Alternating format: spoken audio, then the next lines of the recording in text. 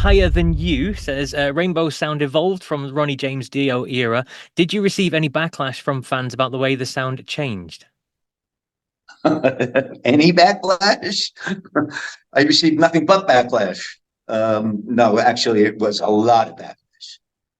But I think that happens when anybody new comes into an established band, that the old guard really resents the new guard, and the old adage that people don't like change, and and that's okay because it was a completely different sound we were going for. Anyway, we were not trying to be comparative in any way. So yes, received a lot of backlash, and I always just kept saying we are not, the Dio era. We're something else. We're more. Yes, are we more commercial? Yes, we are. We want to be. That's what we want. We want to get our songs on the radio. We want to be on the MTV. That's what we want. Okay.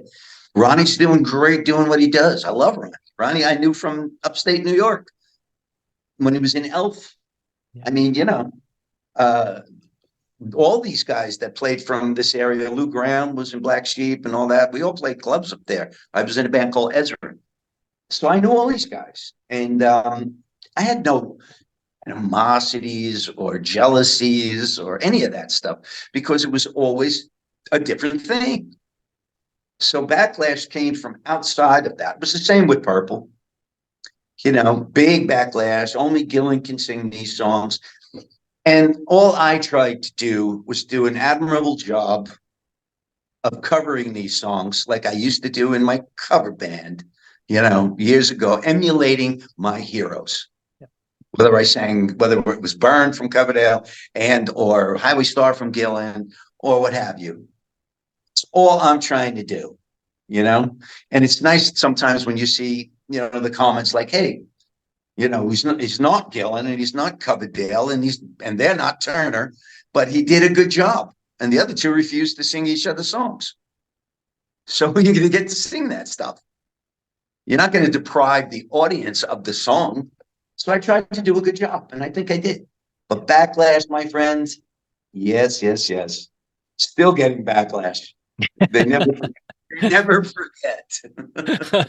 But what must be nice, and we've spoken about this in the past when we've spoken, Joe, is the fact that you always had the backing of Ritchie. Ritchie was always there, wasn't he, to help you and guide you, and he never let you take too much of the flag. He really was. In fact, I don't know where it was. I forget. Somewhere in my files, I came over. Blackmore's favorite Rainbow singer, and it was me. I mean, wow. Not Ronnie. Come on, I would have thought it was Ronnie. No, because he loves ABBA. Yes. he he's a melody guy. He's he really loves melody and that kind of composition. And so I guess that's how I got to be, quote unquote, a favorite singer of his, because that's what we did, and we accomplished what we started out to do. So, and I think that's how I actually got the job in Purple, is because he just said, although I came up and auditioned, but he said, this is the guy. He can write, he can sing, and he makes a fair presence on stage, and that's it. Yeah. That's who we're going to go with. And I think everybody's just acquiesced to that. I said, sure, let's give him a try. And then it was up to me to try to do a good job. And Slaves and Masters is a great record. Whether you can't stand the change or not, it's still a great record. Really is. Well, I think I got a lot of experience from Ritchie. And Ritchie wasn't so difficult. That's just, you want, what's right, what's perfect. And that's what he is. He's more of a perfectionist than difficult. I mean, hey, he's a prankster. He's very funny. He's got a dark humor, and once you kind of grasp that and you can turn some things against, around at him, he enjoys that. He likes when you play the tricks on him as well. All right. So, he could take it as much as dish it out.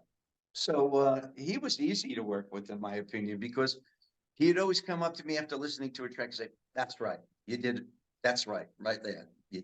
You're spot on. Like when I did the Street of Dreams track, the vocal, he couldn't play the lead at one point. He went into the studio and I was sitting in the lounge, and he said, he comes into the lounge and says, I just can't get it. And I said, what? He goes, I can't play a solo. And I said, what's wrong? He says, your vocal is intimidating. And I said, intimidating? He says, it's a fantastic emotional vocal. Yeah, and I said, so this is what we want. I says, go in and play a fantastic emotional lead. You know, okay, let's go have a beer. Cracked open a couple of beers, talked about it, lit a few candles, went back in the studio, and he played a solo that I still can sing to this day. Melodic, beautiful composition, perfect for the arrangement. Bam. That's not difficulty. That's just teamwork.